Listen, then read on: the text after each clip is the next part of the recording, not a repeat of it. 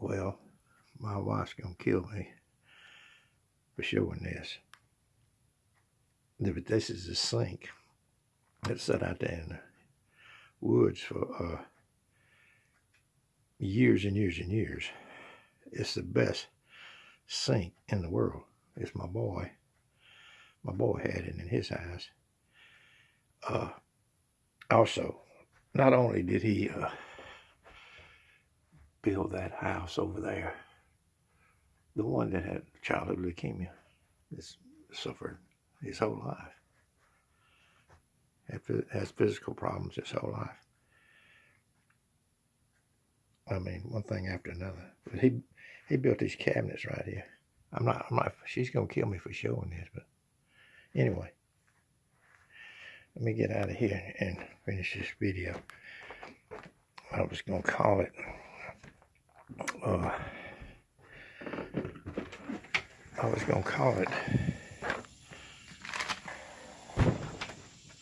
Dougie the Druggie Part 2, because I left so much out of the other one video. Anyway, look, the bravest man in the world lives right over here in this house right here. His growth was stunted by the chemotherapy and the radiation. Basically, he had to go through life with a very slight, wherever his growing plates stopped at a certain time, he didn't grow anymore.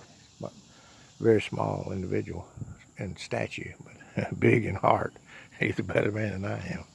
But anyway, he built all this over here, did all this, rebuilt my trailer, and decided, oh yeah, I did not say, I forgot, I neglected to say, a big picture window to see. We took half of it. The wife wanted to be able to look out the window when she was doing dishes.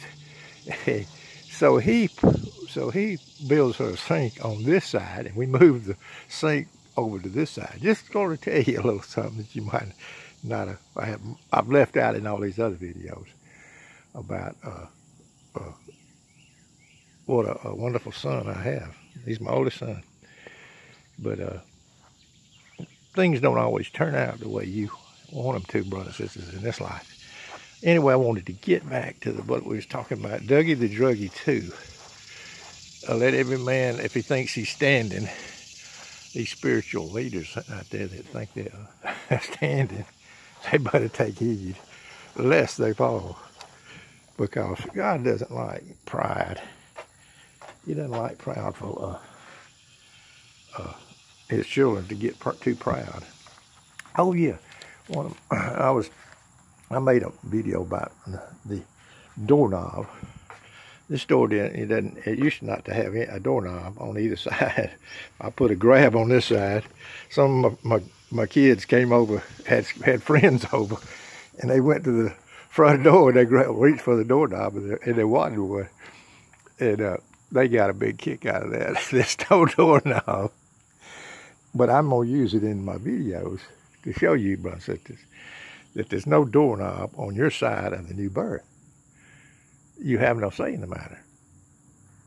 Oh, but then some will throw up the part of it in Revelation where it's talking about, I stand at the door and knock.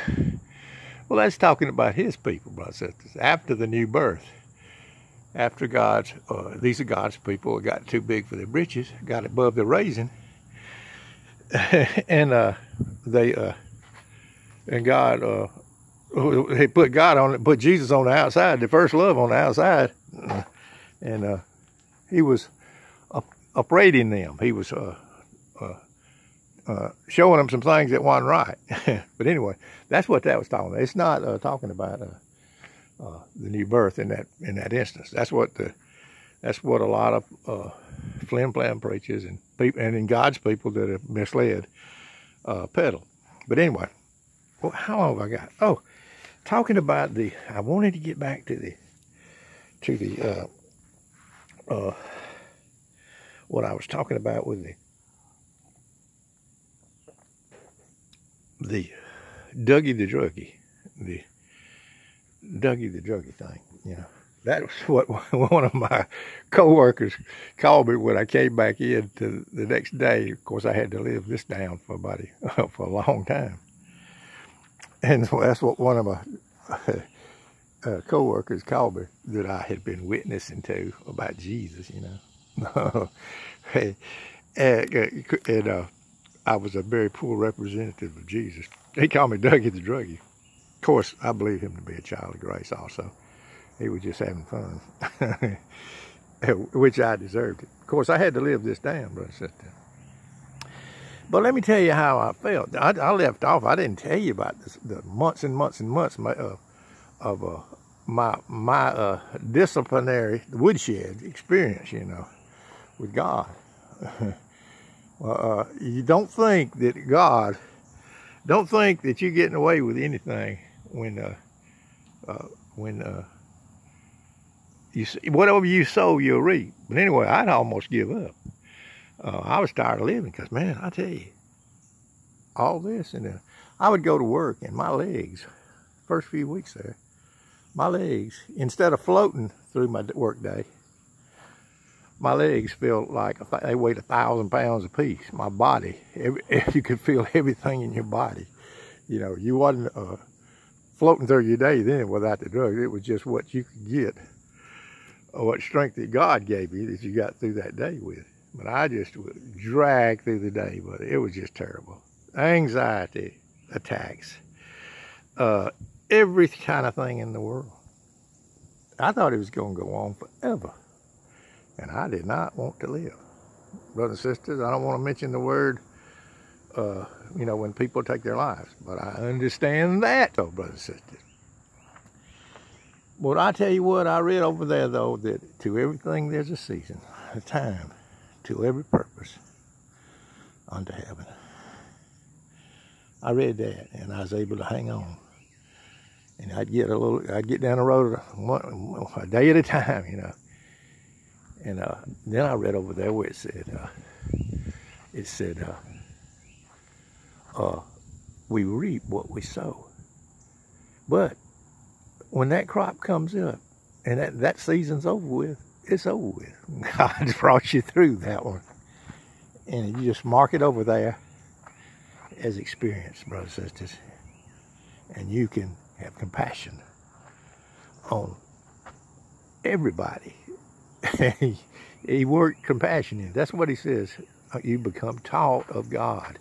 I don't want to hear nobody taught of seminary. I want somebody taught, when I talk to somebody, I want them taught of God. And sad to say, brothers and sisters, it's trial and error down here. And anyway, I want to put that out there. I tell you what, this goes out there. I hope my grandkids listen to this video, because that's what I'm putting it up here for.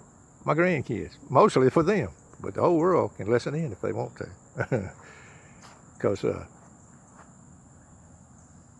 I want them they probably won't pay no attention to it now, but maybe they'll be able to tune in someday. And I know they're experiencing things in this world that are gonna, bring them down. But I'm telling you that God still loves you, is what I'm trying to say. Just because we are disciplined in this world, just because we go through trials and tribulations and suffer in this present evil world, does not mean He does not love you. In fact, it's more evidence that He does love you. In the dead alien center, God is not in any of His thoughts. Say, God is not any of the dead alien center's thoughts. You're thinking about God right now if you tuned in this video. You're making some kind of effort toward God. But anyway, just want to get out here and show you the outdoors and put in some things I think I forgot on this other video. And see if I can find something out of that. Yeah, I forgot to say this. Sometime I would just steal away and when I get a break from work, I'd go out to my car in the car lot and just cry. Tears would be up in my eyes. I lost the weight, but I nearly lost my mind with these mind-altering drugs. So I can sympathize with anybody, even with the something to do preachers out there that are gonna have egg on their face when it comes to someday there's gonna be egg on their face because they're gonna find out that they wasted a whole lot of money over at them seminaries. But anyway, I got to get out of here. I think I covered everything in this. I'm gonna call it this video is gonna be called Dougie the Druggie 2. Dougie the Druggie 2. That's what one of my co-workers, I thought it was, well, I think back on it now. That's what he said when I came in the next day. So I was no better than the drug addicts. No, brothers and sisters. I am no better, and you aren't either any better than the drug addicts, because it's all by the wonderful, amazing, the great love of God, not the poor love, not the small love of God. The great love of God, not the small love of God. The rich mercy of God, not the poor mercy of God, for his beloved children, which is like the sands by the seashore, brothers and sisters. Like the sands by the seashore. The shape of the earth is not all you're being lied to about. I just wanted you to know that. But anyway, peace and love, brothers and sisters, from this old boy down here in Alabama.